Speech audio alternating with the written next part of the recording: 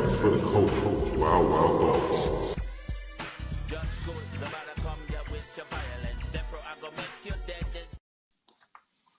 What's up, everybody? Welcome to another episode of Wild Thoughts. We are back. We are in the house. We got our East Coast brethren back in the fold. That's why we started a little earlier, so we can try to get them on when we can. What up, Mars? We got to get him on before he turns into a pumpkin. You know what I'm saying? Before the fairy godmother turns him into a pumpkin and all that good stuff. So, man, we got so much to talk about. I'm sure everybody probably wants to start with the government shutdown that went on 40 days and 40 nights. And it seems to have been ended for nothing. No negotiation.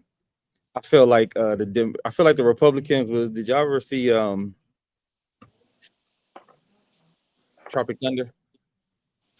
That's my favorite movie. You just see Tropic Thunder when Tom Cruise was like going off and just hung up the phone like, we don't negotiate with terrorists. Everybody start clapping. That's what I feel like the Republicans did to the Democrats. Like, we want ACA extensions. We want food stamps. You're like, I will fuck you up. We don't negotiate with terrorists. That's what I feel like all the negotiating that the Republicans did. And the Democrats just folded. For those, did you hear anything as to why those four Democrats in Vermont, New Hampshire, why they decided to vote in favor? Well, first of all, I think it's more going on behind the scenes than we know. I think Chuck Schumer knew what was happening. I think Chuck Schumer was a part of it because it's very interesting that all 8 Democrats who voted are not up for re-election. None of them are in danger of losing their seat for making this vote. I didn't realize that. That's a coincidence that all 8 of them are safe during the midterms. Right. So that way I feel like they was like, we could make the vote, but we can keep everybody else who's up for re-election clean, and they could look like they said they didn't want this, that, and the third. Right. That's what it looks like to me.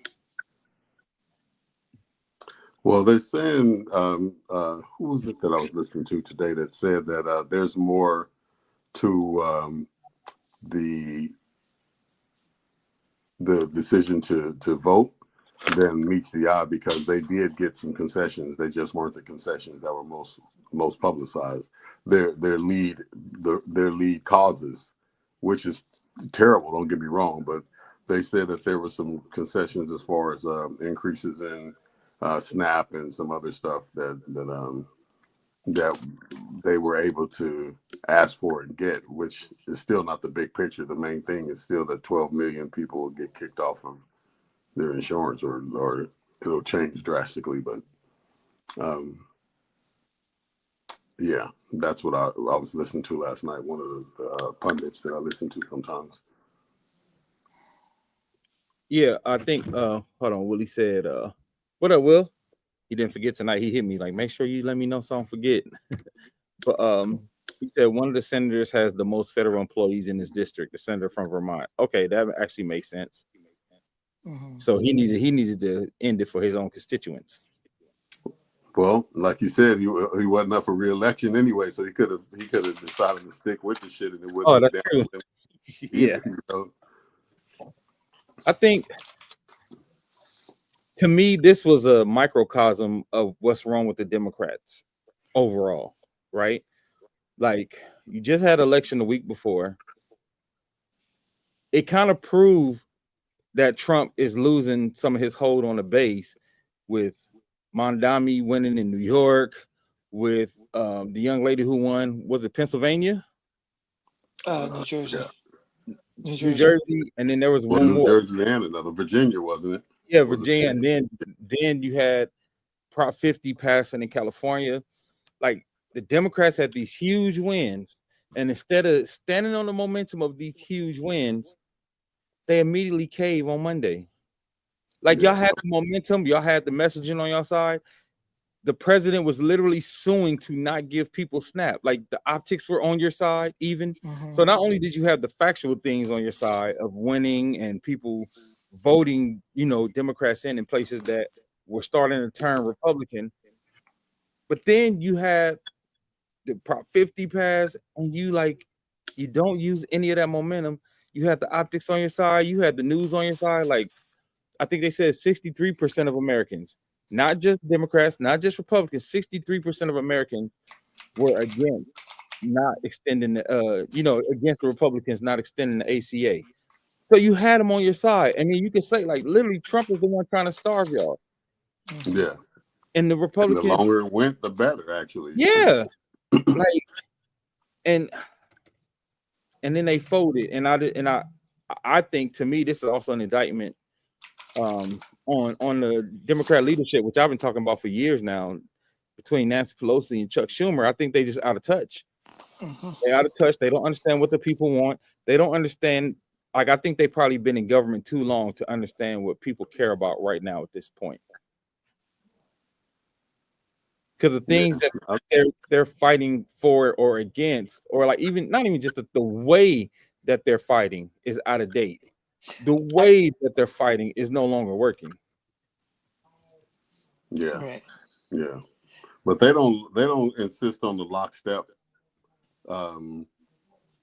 unity that the Republicans like gangbangers. They'll fight even if the motherfucker's wrong and shit. You know what I'm saying? Yeah. They'll show up and pull up and fight for them. It's like they don't have that, or this would never have happened. You know, this rogue 8 Democrats 8. That's a significant number too. It ain't like That one or is. two sprinkled off, broke off and did their own thing. 8 is a significant number. It made me think that there was some money behind it, man. Money or some naked pictures. That's always my conspiracy theory. Well, like you said, the fact that it was 8, and this is the thing: either Chuck Schumer knew, which makes it trash, or either he did know and it makes it trash because you're Democratic leadership. Yeah. You know what I mean? Like, and that's why I say, like they said, there's calls from other Democrats asking them to resign. I think he should resign. And I agree with them. Like, either way, if you did know, this is bad for you as the leader. If you knew, this is bad for you as the leader. Yeah.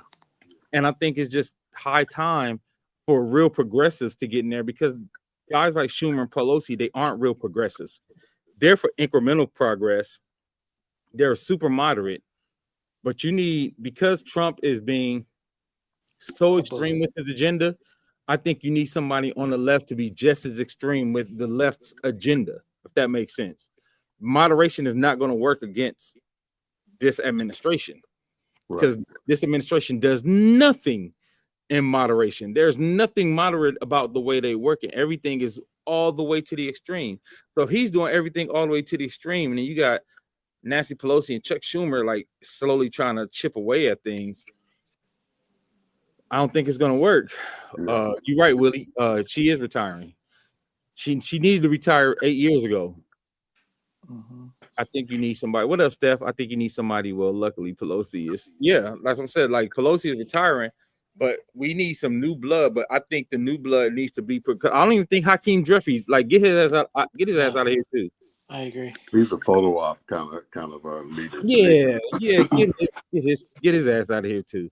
I don't think he's really for progress too. I think he's another what you call that?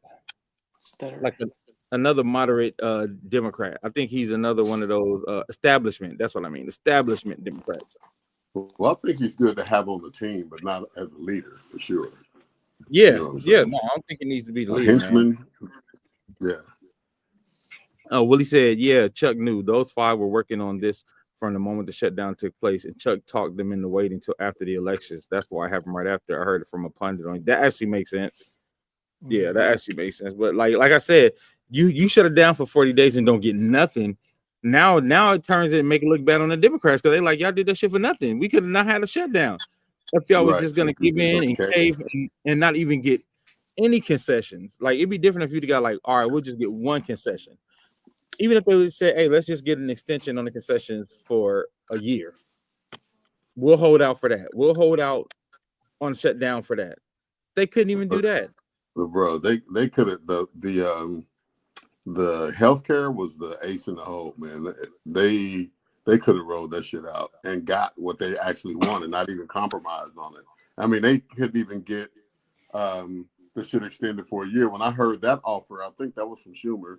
Yeah. That sounded reasonable, even though it was still kicking the can down the road. At least, that could have opened the government back up without a true concession on either side. Yeah. Well, 365 days. I mean, that still gives Trump 2 more years to fuck shit up again. You know what I'm saying? If they let it ride for another year, but when they caved completely, man, it's like having a boss hand in damn spades, and then just like, you know what I'm saying, play all the wrong cards and still lose and get set. So that just rubs me the wrong way, man. It just don't look good. Yeah, it don't look good, and it doesn't help the Democrats already got a reputation of being weak as fuck. Like already. Yeah. This doesn't help when y'all already unpopular and y'all just starting to gain a little popularity back. Making a move like this does not help that narrative whatsoever. That the Dems are weak, that the Dems are pushovers, that the Dems will always fold when it comes. Like the Dems will fold and the Republicans won't. So that's why the Republicans get what they want. That's what it continues to look like. And for anybody that might have been on the fence about, the Republicans and leaning toward like some Democratic, like turning purple, like they were saying, like some voters, they call them the purple party now and shit. Yeah. That kind of erodes that leaning by just doing some dumb fuckery shit, like right in the middle of like convincing people that you got what it takes to do the job, and then just drop the ball. And especially V-Ray when those purple people are ripe for the picking, because so many of the independents have not been happy with this administration. So many independents, who would give down do some shit like that. It's like, never mind. Yeah. The lesser of two evils is still the Republicans in their mind. You know what I mean? Yeah, and to make them just say, I'd rather not vote. Like, if this is what the Democrat Party is going to give me, I'd rather just not vote. Yeah, they need some spark plugs, but they better do that shit before the midterms, because this is definitely not the look. And this is the thing, I think, honestly, this was the thing that could have put them over the top with the midterms. Yeah, absolutely. This was the tide seems to be trending anyway in that direction with the odd year votes that we just had and shit. But yeah, that could have been the nail in the coffin. And that had me thinking after the election and the chokehold that the Democrats had with the shutdown, that the only way that the only option that Trump had remaining was to declare martial law and not try to prevent the election from happening at all, because it was clear that the way that shit was trending, even though the midterms are still a ways off. You know what I mean? It still was like, if he keeps this momentum for another year with the election this year and everything that the missteps that he would have between now and the election time next year, it would be like, undeniable. So all he could do was try to prevent the election, but suddenly the Democrats get on the 1 yard line with nobody doing no defenders checks, so it just trip on the step on the Seattle Seahawks. Like, we're gonna throw it instead of running it in with Marshawn Lynch. We got Marshawn Lynch right here. We got Marshawn Lynch right here. But guess what, y'all? We're gonna throw it. Yeah. That's exactly what it felt like. Yeah. Like you said, we get to the 1 yard line and be like, you know what? Never mind. What?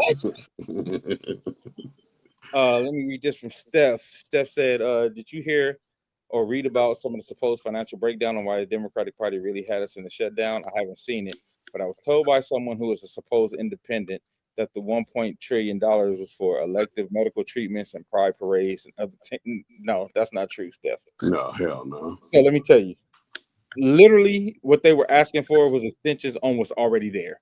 They weren't asking to add nothing new. They weren't asking to increase any, like literally the subsidies just to stop people's premiums from going up was all they were asking for. Yeah. All that stuff you hearing is a bunch of like Republican and MAGA talking points that they was using to try to get people to feel like this is why they should be against it. But no, it was literally to extend the subsidies. So the tax break that Trump gave, because what basically is Trump gave a huge tax break to, he gave a huge tax break to the rich, but in order to like basically make that money back that he did that, he gutted, he's going to gut SNAP, he's gonna gut the ACA after the midterms. And he did it specifically after the midterm, so it won't hit, probably won't hit your wallet, except the Yeah, until after you vote. subsidies. That's changing in January because people are already getting letters about that. Yeah. And in a lot of cases, I was watching what's the girl's name?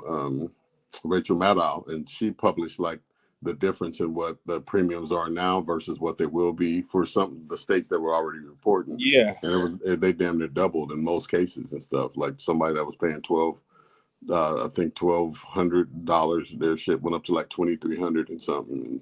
So it's drastic, man. And those are states doubling, and then for families over 5 or something like that, it's gonna triple. Yeah.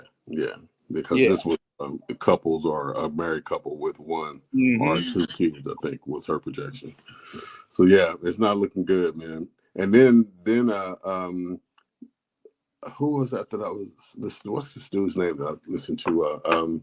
One of the pundits was reporting that since the $40 trillion, it was a trillion or billion that they gave to Venezuela. Venezuela? Yeah, was that true? They started with 20, and then they voted in another 20. I'm not exactly sure about Venezuela. Am I thinking of the wrong country? What's the country where Trump? Argentina.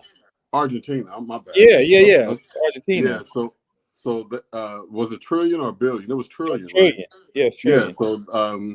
So dude was saying that that the fix was already in for those cuts because of that loan was kind of already on the schedule to be done, so that some of that money was going to be recouped by cutting these. Oh no, 20 billion. It wasn't trillion. It's 20 billion. 20. So it's actually 40 billion because he doubled it. Yeah. Damn, I can't. I'm looking for dude's name that. Anyway, so that's a thing that I heard. So it's kind of related to what you were just saying about the tax breaks that they gave the rich, but I heard that 40 billion was a part of that as well. Was a factor in trying to cut money elsewhere to be able to accommodate that money that was sent out. Yeah, and I mean, bro, it's just a mess. Like, I don't know if y'all saw, he's trying to do another stimulus check, talking about he's going to pay $2,000 to everybody. Yeah, fuck out of it. But the tariff money, the math ain't mathing. They say he claims 300 billion came in, but most pundits say that's not even true. But even if we take it at face value and say it's true that $300 trillion came in order to give everybody $2,000, like he said, it costs $600 trillion. So he doesn't even have the money to do it right now. And I don't know if y'all saw him with Laura Ingraham yesterday. He was saying if he keep talking, he might help us win the midterms as well. Because he basically said Americans don't have enough talent to take the jobs that we have here, so we have to bring in immigrants. Yeah. And she said, and he said, "There's no inflation. There's no inflation. This prices are good. Like for who, bro? Did you see that part where he's just saying there's no inflation? Like, yeah, and he's also, even with that, I said, yo, it's funny because he's making the exact same mistake that Biden and Kamala made. Yeah, because even if y'all say the stock market is good, like if people feel like my groceries are too high, that's what counts. And that's not just about inflation. And this is why Mondani won in New York, because he's talking about affordability. He's not talking about just inflation and speaking in numbers that everyday people don't understand. They're like, oh, the stock market is good and your 401k is, like, people who trying to live check to check, they don't understand that. What they understand is eggs is $8. It's $200, and I only got 8 things in my basket. That's what the Democrats missed out on when they were forcing Kamala to say during the campaign, our economy is good. And she was talking about all these measurements that don't affect day-to-day pricing. Instead of saying our economy is getting better and this is what we need to fix for it to be good, because I think that's a more winning message than what her and Trump did. There's no inflation. We good. Yeah. So I think those things can come back to bite him in the ass if he continues to just like not address affordability in the country because he tried to do something.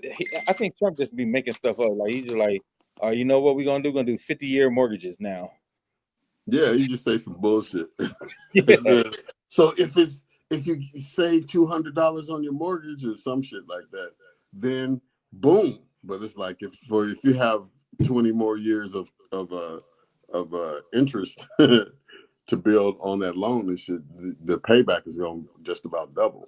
I saw some payoffs for some like $400,000 loans, and the amount of the interest that compounds it was like over $800,000 being paid back. Yeah. So, and who's gonna live? You have to get a mortgage when you're damn 25 years old. 25 years old. Actually pay your house off and shit. Like you're never you're never gonna own the house. You'll always be in debt. Yeah, so that's like terrible financial advice. Why are you even opening your mouth on shit like that? Because he has no guardrails. That and his constituents, his real constituents, ain't gonna fact check that shit. So I bet you'll see some man on the street shit where they interviewing people and they'll be like, 50-year loan, that shit makes a great idea. You know, saying bring my damn taxes and my prices down. Yeah. Yep. So, but you don't. If you only had a calculator, you know that shit was horrible. Mm-hmm. If you only had a calculator. That's all you need. It ain't even like a fact check thing. You just put in the damn interest rate, multiply that shit by 50 years on a $400,000 loan or whatever houses are going for in that part of the country, and it's like Trump's an asshole. Yeah, he is. You don't know what the fuck he's talking about. Yeah, like I said, I feel like it's one of them things though. Like you continue to see Trump shoot himself in the foot, but then the Democrats don't take advantage the way they're supposed to. Yeah, because once he said there's not enough American talent, you should have had all kind of ads out today, all kind of Democrats on their Instagram today talking about so much for America first. This is what y'all president said about y'all Americans. You know what I'm saying? But did you hear Pete from the Democrats about what he said last night?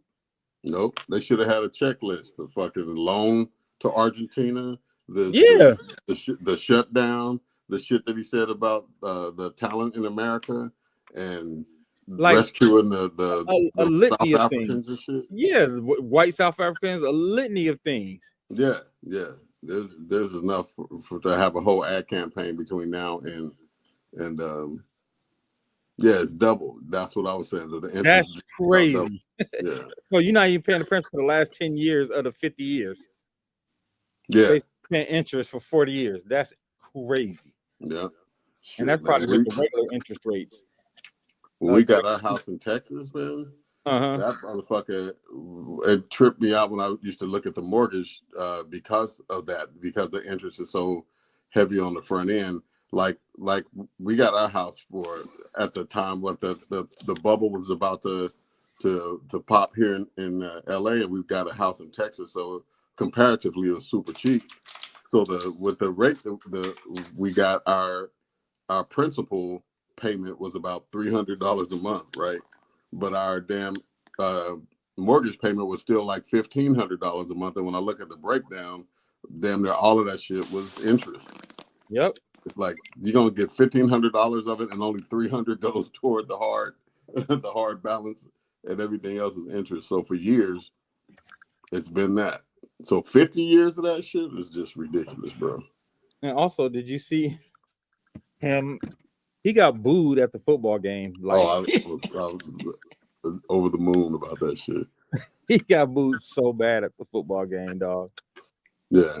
And the people that in the crowd that filmed it, like on television, you could just hear boos, right? Disapproval. But people that were like capturing with their own phones, they were like, "You fucking piece of shit!" All the people around shit. Like yelling individual insults. Was like, damn. Yeah, man, it was bad. It was bad. People were not happy. And listen, I have been through a lot of presidents, Republican and Democrat. I've never seen that when they show up to a public place, people straight up like, "Fuck you!" Like they and even was in Washington State or Washington D.C. In D.C. Okay, damn, in D.C. they was doing this shit. In D.C. Wow. That's terrible. And I know you heard he wanted to changed the name of the Pentagon to the Department of War. And then also he had, after the game, they said he had some back channel conversations about asking them to name the Washington Commander Stadium after him. Trump. Yeah. I heard that shit. Yeah, he's That holding nigga up. is like- He's holding up the money because he's trying to strong arm them into naming it after him. Yeah, the Commanders game. Yeah, they was hey bro, they was killing them. that And like you shit is said, hard. the individual cameras, like from people down on the thing, and you seen them like, oh, it was bad. Like they was They was booing. not having it. And you know, sometimes historically, when he shows up, you'll hear like half like people still trying to like hang in there and support him, and the boos will still bleed through. Yeah. This time it was like, did he have any supporters at the game? Because it didn't seem like it would. Yeah, it was bad, man. Like I said, I've never seen that happen with a president. Like Bush, Obama, Bush 2, Reagan. Nobody doing the outrageous shit this motherfucker does. ICE alone will get his ass kicked. You know what I'm saying? In most neighborhoods and shit. Yeah. So that, the shutdown, all that different shit. I stopped 8 wars, but you can't like fucking like do anything domestically and shit. You know what I'm saying? When you gonna do something for us, Mr. America First? Oh, and I know this is off topic, but you know they released more of those Epstein emails today. Did you see that shit? Yeah, and I heard they said his people scrambling. So That ain't shit they can do. That shit is in writing. they You know must what be. I'm saying? Did anything else come out about him yet? Or because I heard you said yeah. One of the most damning emails that I saw was where a dude was emailing, I think it was his attorney or Giselle, Jelaine, one of them, and he was saying that Trump was talking shit in the news, but he's the dog that don't bark or something like that, because he spent hours with like whatever one of those chicks' names is. That was they redacted the name of the victim, but they said he spent hours with her at my house, like, you know what I'm saying. They were together, and the chick has said publicly that he had assaulted her and stuff. So this is out of Jeffrey Epstein's own mouth, or at least his typewriter, that he named him specifically. There's 2 of them that look bad, and then one of them that was to Jelaine, I think, because the other one was his attorney like trying to flip it, like, you know, what if we tried to give him a script, like to say, because he had an interview coming up that night on Fox or CNN or something. This was back like 7-8 years ago, and his attorney was trying to figure out how they could squash it or diminish the damage and shit. And he was talking about trying to give Trump a statement, you know, like some comment to make in response to the question that was inevitable about how to, you know, navigate the answer and like make it less of a thing. He said either we can do that, or if you don't want to do that, let's just let him hang himself and like speak in his own words and shit like that. And either he'll say Jeffrey is a good guy and you'll owe him one, or he'll say something and you'll have leverage over him in the long run. I forget exactly what it is, but this is published. It's online because that's where I saw it. Yeah. But it was like, damn, bro. And then old girl got sworn in today and went immediately and signed made herself the 218th vote to release to vote on releasing. I think that's another reason the Republicans didn't want to shut down the end, because they knew as soon as she got sworn in, that was happening. Because I heard they was trying to stall her swearing in the whole time. For what? I think 70 days or some shit like that. Yeah. But that was even more leverage that they had and shit, because that was so public. And the reason for it was so widespread, you know. I tell you, that was just another black eye. The Democrats are so terrible at messaging. Even if they have the winning messaging, even if they actually have the winning policies, it doesn't matter because they don't know how to message. And one thing about Mondami in New York, he took Trump's playbook and reversed it. He made everything very simple. His policies, we knew. In California and in Kentucky, we knew his policies. We knew he was talking about affordability, free transportation, like he had like 5 pillars, and he stuck to that over and over and over again. If you go look back at like what's her name, Hillary Clinton's platform, it was like 60 pages, like 60 points, a 60-point platform. Donald Trump was what? Make America Great Again. build a wall, get the Muslims out. It's simple. Yeah. So it's easy to connect to, while the Democrats are trying to be all highbrow and shit, and people like, I don't know what y'all doing. Y'all not doing nothing. Because then it starts to like you're just not doing nothing. Yeah. So they got to do a better job at messaging, because like I said, watching him in New York with all those things against him too. You got like a Muslim socialist Democrat in New York, but he had a winning message, and his messaging stayed on point. His messaging never changed. They never knocked him off his square to where it looked like he didn't, you know, like how they would say something to Kamala and she like, oh, well, that was no. He stayed on his message and they couldn't knock him off the square. And that's what the Democrats need to learn. Because everybody like, well, could he take this playbook and use it for the rest of the country? No, not those exact points, because that's not going to work for the entire country. That's not going to work for middle America, but it's going to work really well for New York, right? Yeah. But the playbook they can take from him is very simple messaging. If the Democrats just say affordability, healthcare, SNAP benefits, we're going to take care of the people. That's it. That's it. It don't have to even be deep, like, because they be trying to get too deep. Like, say these 4 or 5 pillars starting now, and just have every Democrat, because that's the thing. Every Republican, if y'all watch CNN, y'all watch Fox, they all say the exact same thing every night. If you watch all those pundits, you need to get the Democratic pundits to do the same thing. These are the 5 things we're going to focus on, and just say it all the time, because that will become fact. Because I've seen Trump pundits just say flat out lies, but it seems true. Yeah, everybody's saying the same lie. I agree. But see, the fact that the Democrats would have facts on their side is a thing that's lost in the sauce, because they don't all say the same thing as well.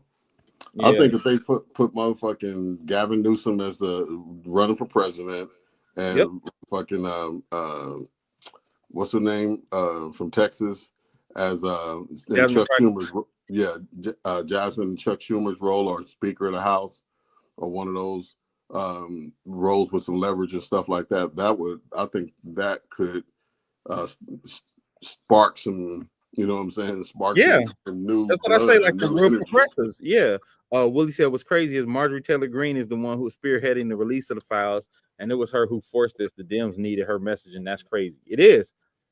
Like, that's what I'm saying. Like, it took a Republican to get the Democrats' messaging right. A crazy Republican who talk about Jews use space lasers to change the weather. Yeah. That's who they have. The voice of reason. That's who the voice of reason in the party is right now. And everybody's like, oh, Marjorie Taylor Greene. Like, y'all do realize she's still crazy. Yeah, but that is funny as hell, though.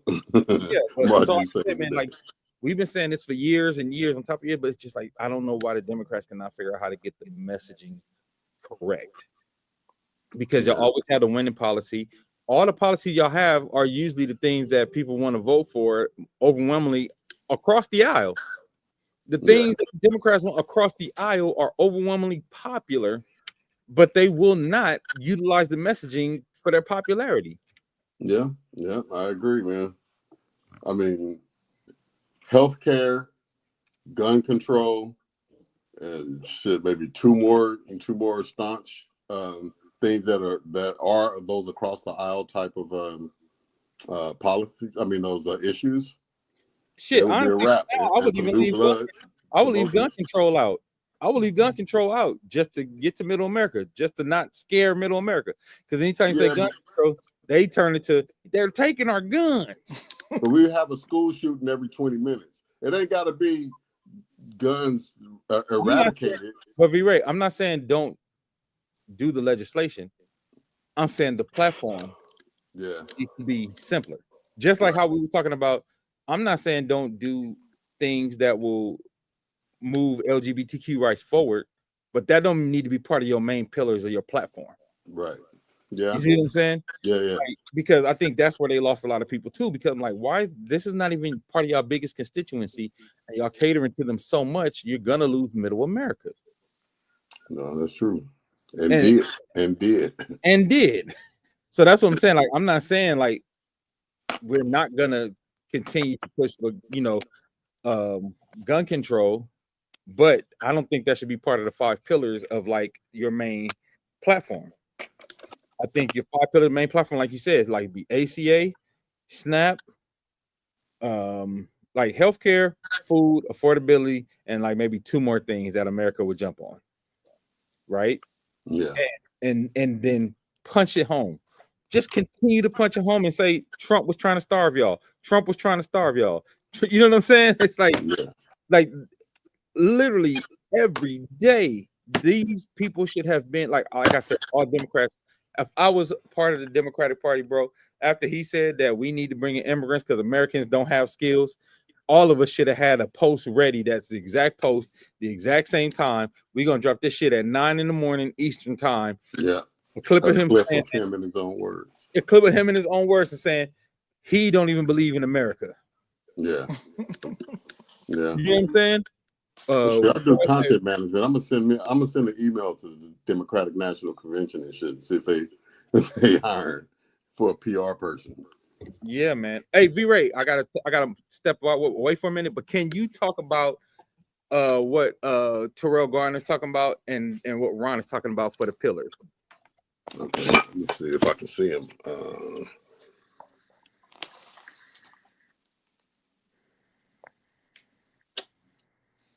Terrell's talking about the 50-year mortgage. Oh, were you seeing it in the chat? Mm-hmm. I'm in the comments. Oh, okay, here we go. Yeah. A 50-year mortgage, the absolute insanity. You literally spend your entire existence working just to pay it off. Yeah, that's what I was saying earlier, man. Because it's like if you got a mortgage, a 50-year mortgage at 25, you're gonna have the shit paid off till you 75 years old, man. That undermines to me the paying forward the generational wealth and shit if you can't own the property before in a lifetime, right? So that shit is just, it don't even make sense. It's not even a reasonable type of conversation. Okay, now I can't get back to it. So yeah, that shit is bananas. Hang on a second, gang. Let me get back to this. Hey, Rob. Yep.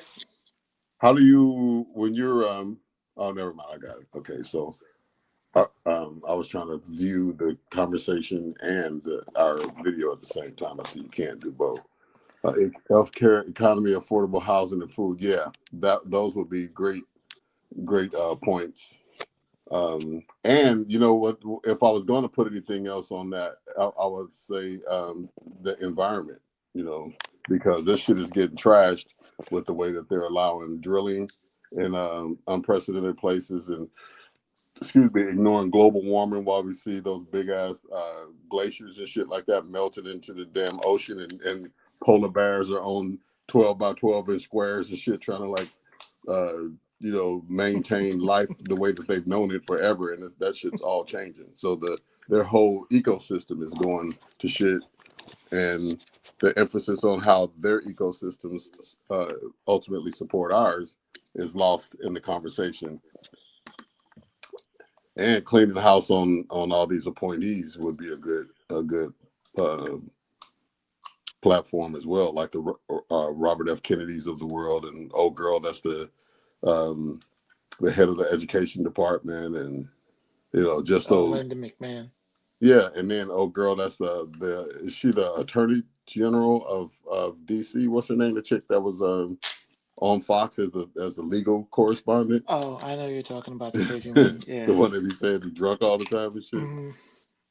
It's just like he got all these actors that are just yes men, and Pete Hegseth as well as another one that just is just an appointee that's a talking head for him. Man, he looks like he's an alcoholic.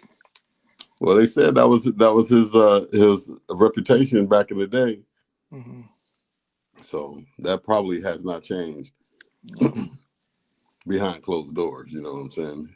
Because old boy said in one speech, if I get approved, I'm going to stop drinking. Like, he's still drinking, but if they hire you, you'll stop and shit. Like, I'm not sure that was the answer to put out there, Pete. So did you vote, Rob? Yeah, I did. I voted for okay. Mandani. Yeah. Yep. I'm just surprised at just how Cuomo has turned out. What do It's you a mean? shame. I don't know. It's like, you look at like during the pandemic, he was like America's mayor. And Oh, like then, has fall from grace, you mean? yeah, it's Yeah. just sad to see. Yeah. What's done in the dark, though. You know what I'm saying? It's like, yeah, I Yeah. saved New York. Yeah, I did. Okay, I grabbed a little titty here and there, but damn, y'all gonna take my whole shit? Yeah, that's how it works, bro. This is the Yeah. cancel culture of the cancel culture center of the world. You Yeah. don't go grab somebody by the ass or whatever he's doing and shit. Ooh, you smell real good, giving them the Biden sniff and shit. You know. So yeah. Yeah. So anyway, what else we got going on?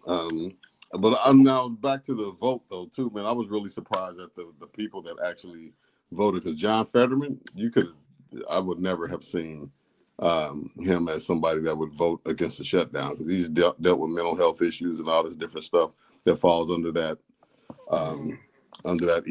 whole umbrella. So how the fuck you gonna speak out on mental health care and shit, and then deny health care to the people that actually apply to what you are, relating to and shit in your public speeches. And Tim Kaine was Mhm. another one I was surprised that voted for the. Actually, they didn't vote to open the government. They voted to allow the vote to go to the floor to open the government because after that vote that they voted on, there were two more levels before the vote that is approaching now, or maybe by now it's already happened. But there were two other levels. But still, I mean, to fold it all is to fold. So I was Right. just really surprised that Fetterman was one of them and shit. When I saw his picture come up, I thought it was a mistake. Yeah. And you heard that JFK's grandkid is running for Senate for next year? Yeah, I saw that, and Yeah. he's one of old boy's biggest detractors I read. So that'll be Hmm. interesting to see how that plays out because he knows the inside. He knows inside family shit. So I Yeah. wonder if he would expose some shit. Like I listened to his interview. Was it yesterday? I think it was yesterday on MSNBC, and I came away impressed. Like Yeah, he knew exactly what he was talking about. He was very forceful in his answers without being forceful. yeah. So I'm gonna keep my eye on him for sure. And what is he going to be running for? He's gonna be running for one of the House seats, U.S. House seats. Yeah, He's not running for New York City. right. As a Democrat, I hope. Hmm. Yep, he's running to replace retired Jerry Nadler. Yeah. Well, yeah. I hope, man, we can get some new blood out of this whole thing. But if they're not a united front, it's really not going to matter as much. But I think the right leader would insist on that unity that is required to have an across the board, Hmm. unification in the public eye. Anyway, excuse me. They Mm. can fight behind closed doors, but when they go out in public like the Republicans, they all say the same shit. Need to be, yeah, I Yeah. agree with you. I agree with you. I think it's going to be very interesting to see what happens with Chuck because, to your point, I do agree that he needs to step down. I haven't been happy with him for the last 2 years or Yeah. whatnot. Like this whole gentleman's way approach is not what is needed. Um, and they have been saying that AOC is the one that's going to challenge him. I hope That, so, man. yeah. Dude don't have no. I mean, to me, being in his position, you have to be a powerful orator. You know what I'm saying, to kind of motivate people. Hmm. And like Obama was, that I think that was one of his most effective traits was how he spoke. Not only what he addressed, right? So Hmm. Chuck Schumer gets up there and puts his glasses down on his nose, shit, you know what I'm saying? It starts reading like he can't really see the print on the paper and shit. It's like, Hmm.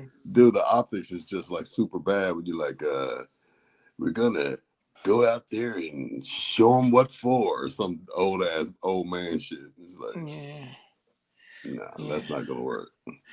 And then with this redistricting in Texas, does that eliminate Jasmine Crockett's? Yeah, Jasmine Crockett's seat is gone. So that's why she said she's gonna run for something. What is she? Congress? She's a congressperson, right? Mm-hmm. So she's gonna run for a Senate seat instead. Excuse me. What's up, Shannon? Hey, I don't know what's happening, man, but all of y'all's comments all just came in at one time. I don't know if y'all been commenting all along, but they all like 12 comments just came in at the same time. So give me a second to read them, and then we can probably respond to some of them. Okay, better than not owning a home at all.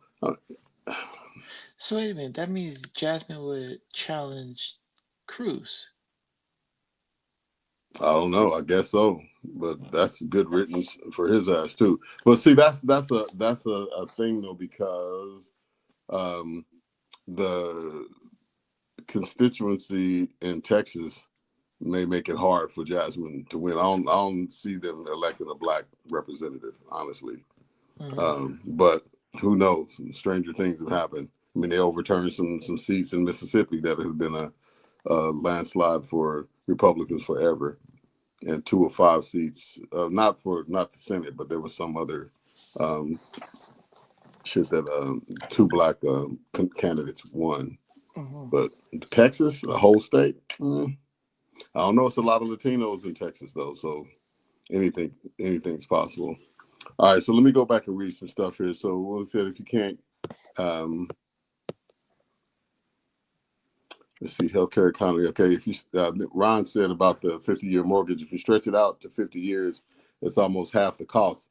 So it may help some. It won't though, Ron, because the interest, the amount of interest that is calculated over a 50-year mortgage, you end up paying way more. It may make you drop your mortgage by a couple of $100s, but you're paying for 20 additional years, and so the interest that accrues over that time, you end up paying about twice or more than what the asking price of the house was. I think Willie posted something where somebody getting a $600,000 house would pay back $1.2 million. So that math is out the window. Plus, you'll be dead before you pay all that shit off. And then Terrell said it's like having a 15-year car loan. right. So you tripling the length of time that you're gonna have a car that costs, I don't know, $45,000. You know it depreciates as soon as you drive it off the lot. Same as a house starts to depreciate as soon as you move in. By the time you pay that car off, it'll be worth $100.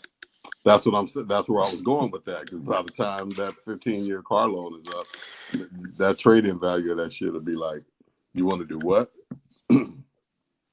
So I don't know. I mean, it's a damn if you do, damn if you don't. But at least 30 years seems more obtainable. And even if you bought a house late at 40, you still have a chance that you might pay that house off, in 30 years. In 50 years, you won't, and you won't have. Well, I won't say you won't, but unless you're gonna live to be 100, you're gonna have to pay that shit off by the time you're 90.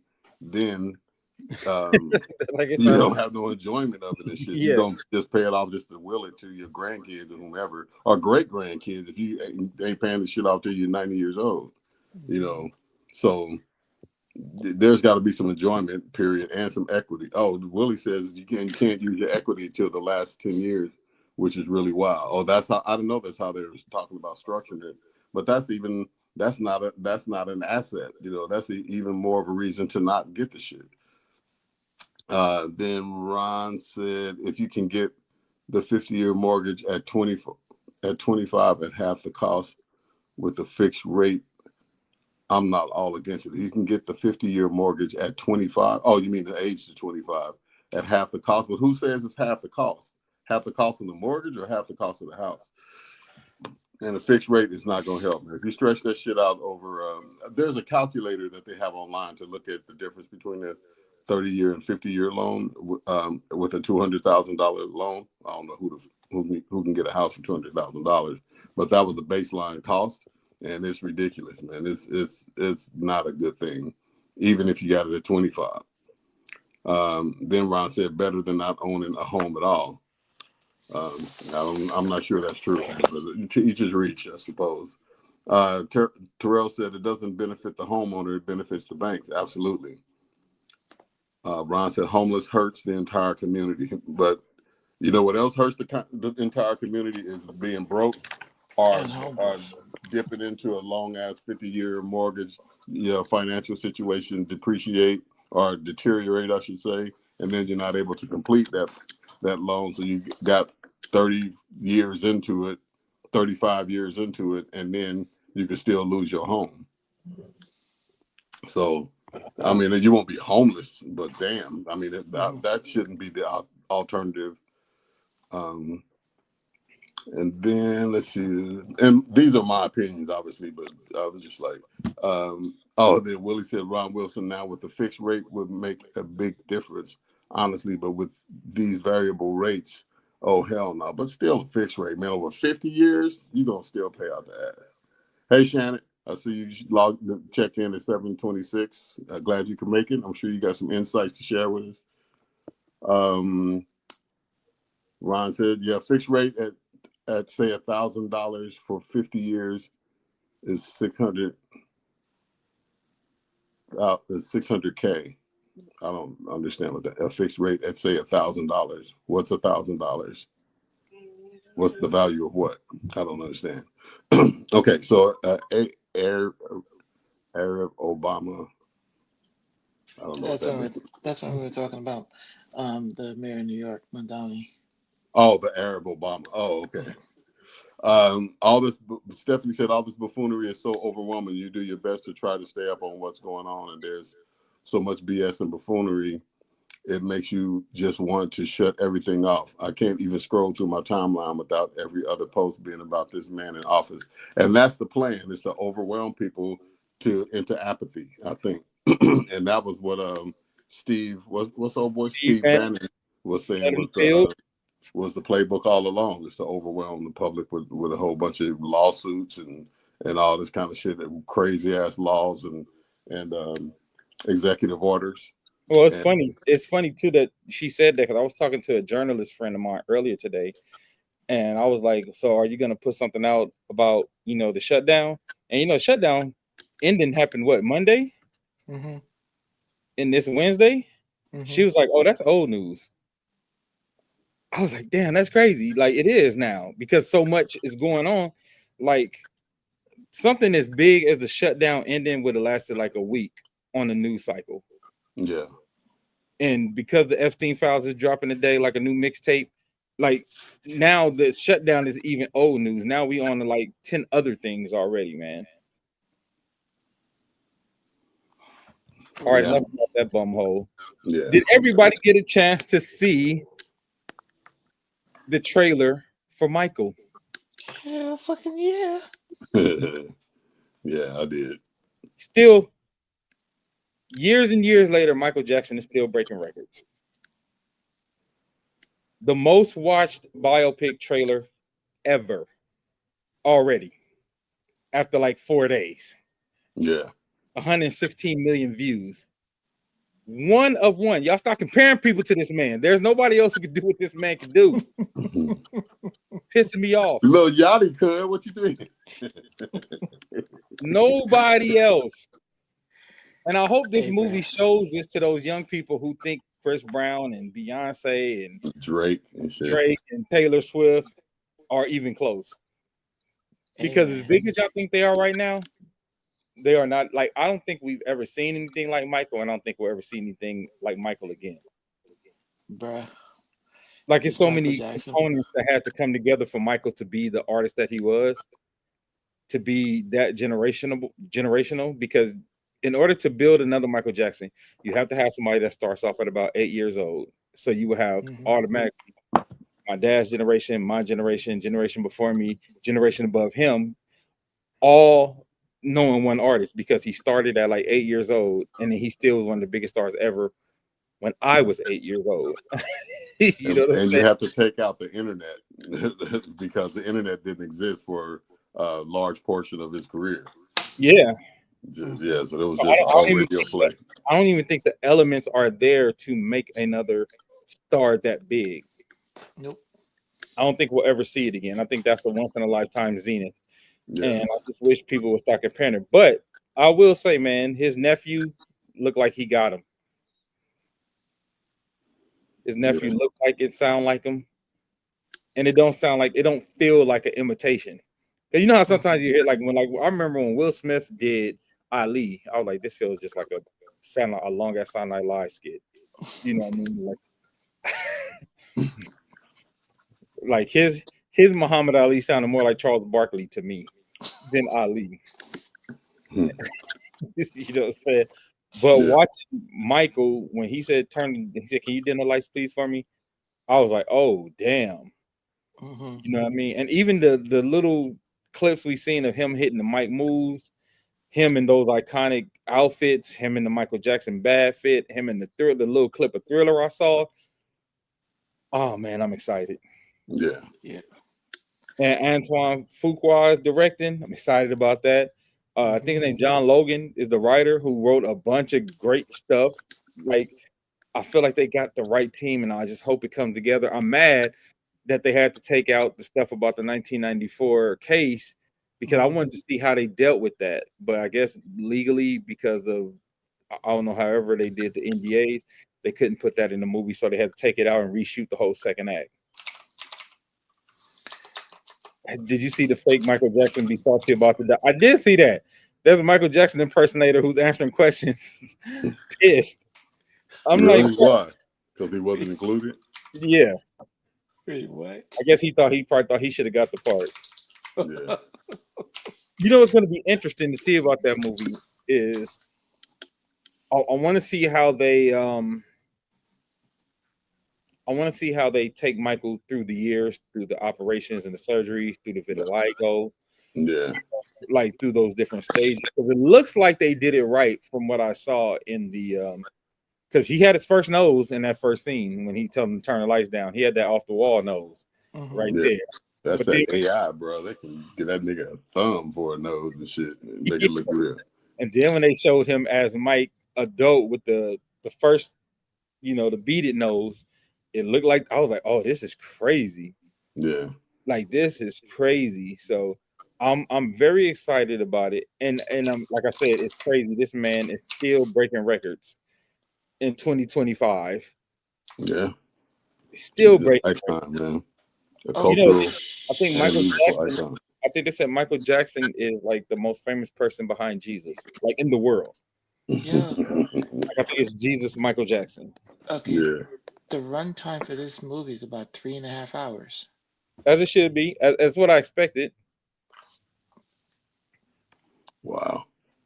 That's what I expected. They should have an intermission on that joint. Yeah. I mean, 'cause Mike had a life. That's a whole like 3.5 hours of Mike's life. That's a drop in the bucket if you really think about it. Because you could have did 3.5 hours and just made it up to Thriller. You know what I'm saying? Probably didn't try to break that shit into more than one. Yeah, that's what I heard. I heard that was going to be first. I heard it was going to be a two-parter, but I guess they changed their mind. Yeah. Now that leads me to believe if this movie is successful, which it will be, Prince movie's coming. Yeah. Hey, for anybody who's didn't have a chance to watch the Laker game, they're getting their ass whooped by 30 right now by the Thunder. 38-68. I don't know. What? Wait, damn. what? Did you even pinch the bitch?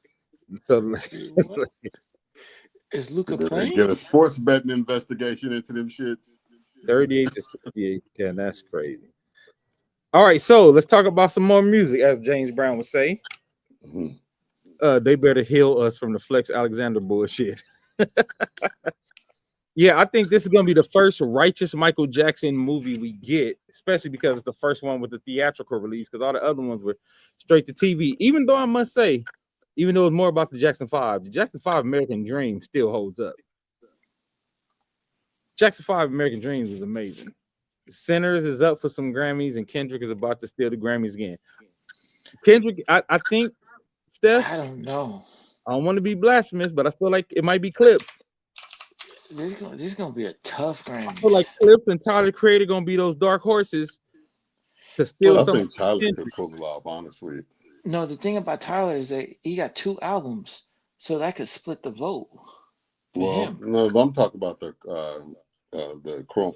What is it? Chromacopia. Chromatopia. Chromacopia. Yeah. No, I mean, I think the appeal is more across the board than just like Clips is had a great album, and I think it just more relates to Black culture more um, than across the board. Like I think Tyler's record is more wait a pop, minute. hip hop, and all Oh, innovation and all that. wait. And Are we his visuals, help him put it over the top. are we talking about rap album of the year, or are we talking about album of the year? Rap album. I'm talking about rap album of the year. Oh, let's go through some of them, shall we? Yes. Go. Let's go through some of Was them. he even nominated for album of the year? So the record of the year, and I don't know why. Well, I know why. APT by Rose and Bruno Mars. The Subway, Chappell Roan, exactly. But like I said, I know why they on there. What Luther. is this, album of the year? No, this is record of the year. Record So of one the year. song. Oh, okay. Abracadabra, Lady Gaga, Wildflower, Billie Eilish, Anxiety, Doechii, Manchild, Sabrina Carpenter, DTMF, Bad Bunny. So out of that category, I could see Sabrina winning. Sabrina, or my take is gonna be Sabrina or Bad Bunny, Dark Horse, Doechii. Yeah, I think Doechie's moment is past. Well, I won't say the moment is past. She ain't in the she just ain't in the public eye right now. And Bad Bunny, I think politically will probably be the move since he's got the Super Bowl shit coming up. You know what I'm saying? Watch Justin Bieber get it because the black votes are going to be divided. Actually, though, Shannon, that's not really how the Grammys work. It's not even based. I wouldn't base the voting splits on race more than age. So that's why when you would see somebody randomly win, like what was the white boy name who was big for a couple of years? Tommy Rich? No, the white boy who had the song that pissed everybody off about Black Lives Matter, race color lines, and he won album of the year over Kendrick one year. Macklemore. So the reason you see somebody like Macklemore win over Kendrick is not because of race, it's because the older people, because there's a lot of older people who have votes, but the Grammys have been doing a good job of trying to add new members because they've been recruiting us to add new members, voting members. But for a long time, most of the voting members were older white dudes. So they probably heard of Macklemore, so Macklemore would get the vote over a Kendrick, right? So that's basically how the votes go for the Grammys. Wait a minute. Time out. Yo, Trump is named 1,500 times in the Epstein document dump. Oh, shit. That can't be good. 1,015 can't be circumstantial. Okay, continue. Jeez Louise. Mm-hmm. And probably 30 of them, stop, Trump, stop, Trump. And heard in the recording. Right. All right. So, all right. Who else? All right. So that's the damn it. I wouldn't be surprised if like Lady Gaga or Rose and Bruno Mars got the shit. If it's album of the year, Chromacopia, Mutt by Leon Thomas. That's a really good album too, y'all. If y'all haven't listened, listen to the whole album, not just a single. That's a really good album. GNX by Kendrick Lamar, Mayhem by Lady Gaga. Let God sort them out. Clips and Pusha T and Malice. Man's Best Friend, Sabrina Carpenter. Swag, Justin Bieber, and Debbie Terrar, Most Photos by Bad Bunny. That's album of the year. That's gonna be a good category. Song of the year, Wildflower by Billie Eilish, Manchild, Luther, Golden from K-pop Demon Hunters. Oh, they might win. Mm-hmm. TMF, Bad Bunny, APT, Anxiety, Doechii, Abracadabra. Now this one is interesting. Best new artist: Lola Young, Alex Warren, Leon Thomas, Somber, Addison Rae, The Marias, Cat's Eye, Olivia Dean. I would say either Leon Thomas or maybe Cat's Eye is going to win this category. Leon Thomas is considered a new artist? This is his first album. Really? I thought he had something out before. Nah. Oh, You know, he was on a TV show, but he because never he's a guitar player, right? Yeah, he's a Disney kid. Oh well, no, I'm thinking of another. I'm thinking of No, you think Leon Bridges? yeah, Leon Bridges. Okay, No. Leon Thomas was on a TV show, Victorious. Yeah. Yeah. So this is his first. He's a new artist. Yeah, no, Leon Bridges is what I was thinking of. Yeah. All right. Songwriter of the Year: Laura Veltz, Tobias Jesso Jr., Jesse Joe Dillon, Edgar Barrera, and Amy Allen. Best solo pop performance: Message by Lily Young. The Subway, Chapel Roan. Chapel Roan probably gonna win this. Oh, well, maybe Lady Gaga. Disease by Lady Gaga. Manchild, Sabrina Carpenter. Daisies, Justin Bieber. So Daisies is a huge record by Justin, and Manchild by Sabrina Carpenter is huge. So I don't know. Best duo pop group performance: 30 for 30, SZA with Kendrick Lamar. APT, Rose and Bruno Mars, Gabriella, Cat's Eye, Golden from K-pop Demon Hunters, and Defying Gravity by Cynthia Erivo and Ariana Grande. I think they probably gonna get that. Yeah, I think honestly that Kendrick's year was last year. You know what I'm saying? Yeah, I don't think he's gonna get this year. I don't think he's gonna sleep again because a lot of the stuff that he's nominated for aren't even like the super big records either. Right, exactly. I think he won for the bigger records already last year. Like he's nominated for stuff like 30 for 30 and Luther. Yeah, and the flack after the Super Bowl, all that shit rolled up to this year. I'd be surprised if he come away with anything. Honestly, these categories and the songs that I'm seeing nominated. Yeah. Let's see who else that we care about. Do we care about the best pop album? Do we care about the best dance electronic recording?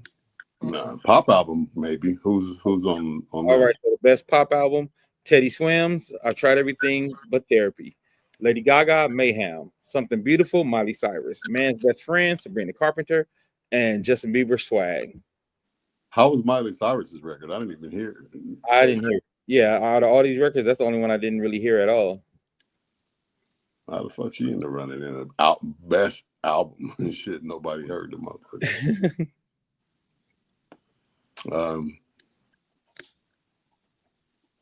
Yeah, I think some of these categories, like Doechii, got to be honorable mention.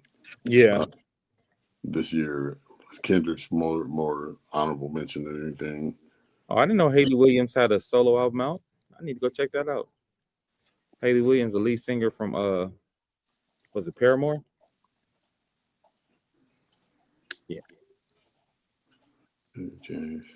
And these best songwriters, it would be cool if they listed what song they wrote and shit. They right. Just put the names. All right, here we go. Best R&B performance: Heart of a Woman by Summer Walker, Mutt by Leon Thomas, Folded by Kehlani, It Depends, Chris Brown featuring Bryson Tiller, Yukon, Justin Bieber.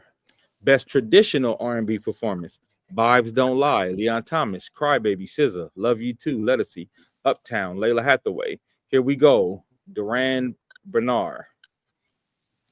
Okay. Oh, best progressive album: Terrace Martin and Kenyon Dixon. Congratulations to both of y'all. Those are homies. Okay, Bilal nominated for Just Brightness and Duran Bernard. Best R&B album: Mutt, Leon Thomas. He got a lot of nominations. Escape Room, Tiana Taylor, The Crown, Lettucey, Why Not More, Coco Jones. I thought Coco Jones would have been nominated for more. Beloved by Giveon. Best rap performance. I don't think Coco Jones really had good promotion for her shit, man. No, and she had great music. Yeah. Luther was a huge album. No, I think it was a big record, Shannon, but I think in comparison to the other Kendrick records like TV Off, Not Like Us, I don't think it was as big as those. Do you know why Akon got arrested? No, I didn't know he got arrested. Yeah, he got arrested. He got released like a couple hours later, but he did get arrested. Oh, okay. Georgia. Darling Eye this is the best rap performance. Darling Eye by Tyler the Creator, TV Off, Kendrick, Anxiety, Doechii, Chains and Whips, Clips, Outside, Cardi B. That's going to be a very competitive. Damn, that's hard. Yeah, Yeah, I that's very. believe Cardi made it under the wire because her album. Yeah, I guess it was a late entry or something, but it seemed like that's just too new to be in the yeah. running for the Grammy. I think as long as you drop it before, if I'm not mistaken, it's before. I'm gonna say September. You can get Yeah. in. I think, yeah, something like that. Somebody Loves Me. This best melodic rap performance. Oh, Where the hell- Kendrick and SZA got that one. Somebody Loves Me, Party Next Door and Drake, We Major, Terrace and Kenyon featuring Rhapsody, Luther, Kendrick and SZA, Wholeheartedly, Jid featuring Ty Dolla $ign and Black, Proud of Me, Friday featuring Meek Mill. Best rap song. Okay, that's a good one. Ooh. TV Yeah. Off, TGIF, Sticky, The Birds Don't Sing, Anxiety. Ooh, that's a good one. Damn. Now for best rap album, Chromacopia, GNX, God Does Like Ugly by JID, JID, Glorious by Glorilla, Let God Sort Them Out, Clips. That's a good ass category. Damn. That I don't even know who would get it. I think if it's predominantly white older voters, probably Chromacopia. If it's based on hip hop and gut shit, it would be the Clips. I don't think Kendrick's gonna get it again this year. Glorilla, I don't know. There's too much thought music for me personally. Best spoken word, Words for Days. Shout out to our homie Mad Skills. Saul Williams meets Carlos Nino and Friends. Tree People, Saul Williams and Carlos Nino. Pages by Omari Hardwick and Anthony Hamilton. Shout out to Daniel Crawford. He produced most of that album. Oh, nice. So this is a chance to get a Grammy too. Black Shaman, Mark Marcel, A Hurricane in Hills, Queen Sheba. Like it's gonna be a good it's some competitive categories. It's hard. So I might actually watch this year. Barbra Streisand got a nomination. Okay. Barbra Streisand, Best Pop Vocal Album. A Matter of Time, Laufey, Harlequin, Lady Gaga, Who Believes in Angels. Oh, they said we're gonna make a category for the old pop folks. Who Believes in Angels, Elton John and Brandy Carlisle, The Gift of Love, Jennifer Hudson, random. Winter Songs, Layla Bialy. Yeah, them categories ain't gonna be on TV. It's just like, here you get a Starbucks, gift card. Wait, what the fuck? What? 70 to 38. I told you was getting our ass beat. You ain't gotta say it like that. You know what I'm saying? Like, damn, 70 to 38 though. What quarter is it in? Halftime. Wow. Yeah. Getting that ass beat. After the fucking halftime, I'll be like, we ain't coming back out, man. y'all going out. Send the ball boy out there to play. We just gonna stay in here and watch Netflix and shit in the locker room, nigga. Oh, last but certainly not least, Outkast. Yo, what happened? Why didn't Andre pop up for the Hall of Fame stuff? Yeah, so Outkast was inducted to the Hall of Fame this week. That's the same question V-Ray had yesterday. As you know, Andre has not performed with Outkast in years. He said he doesn't really want to perform the rap shit no more. He said the last time he did Coachella, he just said he just wasn't all the way there. He was like halfway through the first song. I was checked out in my bed. I guess it just ain't for him no more. Damn. That's weird, man. That's some weird shit, bro. I mean, to each his reach, but goddamn, I mean, as much of a legacy as you leave behind, and while you still here, you don't even perform your own shit, and the Hall of Fame of all honors to get, and be like, nah. I appreciate the nod, but have somebody else sing my part, and you're at the motherfucker. Yeah. Highlights. Willie said that damn Erykah Badu. Highlights. Killer Mike coming out to do the whole world. Yeah. Andre's speech was dope. Andre's speech was dope. Doja Cat killed. She messed up. Messed up badly. I think Tyler did a great job with Bombs Over Baghdad. Yes, he did. He killed it. Willie said that boy ain't been the same since. I keep forgetting that the comments are showing up now on the screen. But, yeah, it was weird how they did it for a long time, and a whole bunch of them just landed at yeah, well, once. what happened was it was set to manual, so when I came back, I had to manually throw them back up. But that's why I switched it to where they'll show up on the screen. Yeah. So if I ever have to step away again, I could just pop them up here and y'all can see them. You know what I'm saying? And I won't have to manually go to the screen. Yeah, man, I do wish Dre would have performed. I wish I really wanted to see him and Big Boy on stage for the Hall of Fame. Like I really, really, really wanted to see that, man. It would have been iconic, especially if that's gonna be your swan song type of thing. That's the perfect place to do it. When if you're like, I'm never gonna perform, like, it's gonna be my last time reunite, my last time performing Outkast on stage. That would have been perfect. But what I did like to see was you could tell that love is still there between him and Big Boy. You could tell that brotherly bond, not just him and Big Boy, the whole Dungeon family, how they brought him up. Like that bond of the Dungeon is, that's for life. Yeah. Stephanie said, I get it though, Vern. Regardless of what legacies he's left, that might be important to his fans and industry, may not be important to him. When you burnt out and you're tired and fed up, none of that matters anymore. True that. Shannon, hold on, Shannon. Let me finish up Outkast before we get to that. Like I said, I thought it was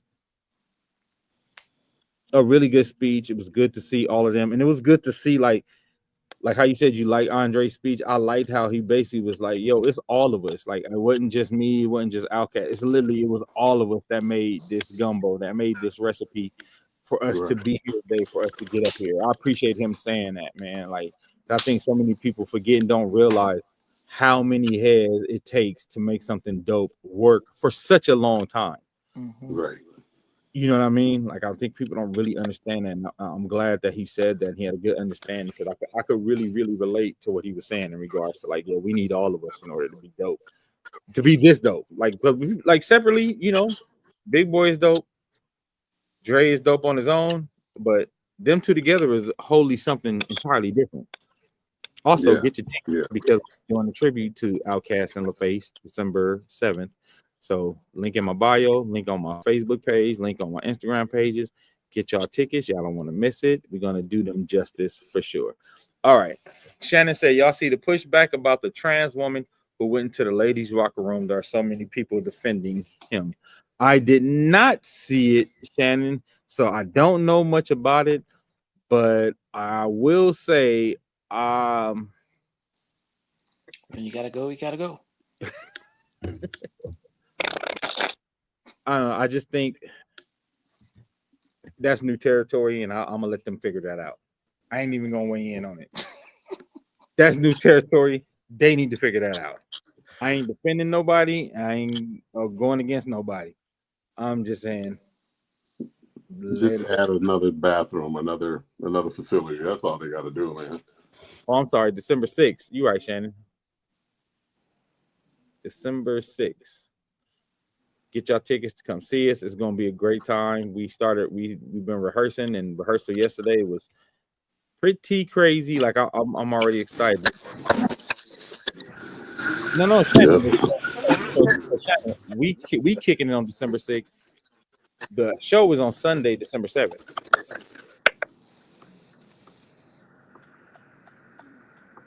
Yeah.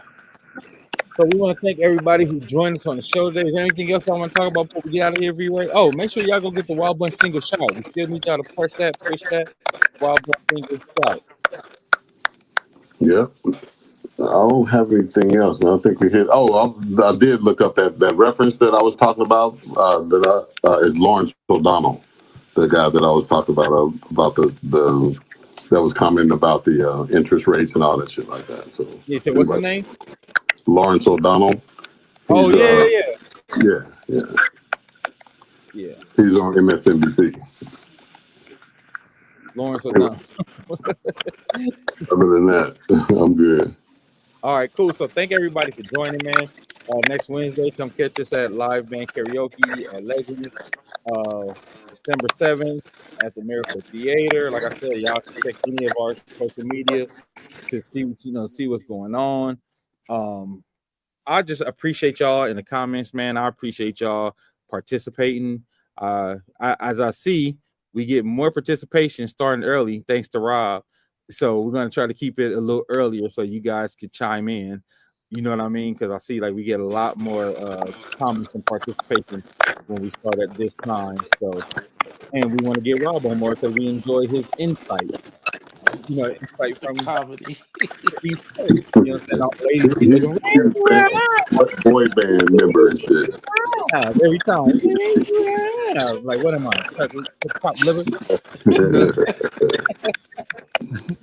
All right, so we thank y'all, man. Thank y'all for y'all support. We really appreciate y'all. If there's anything y'all see throughout the week y'all want to talk about, just hit us in the inbox so we can make sure we try to add it. So we're not trying to wing it when we get on here. And yeah, until next time.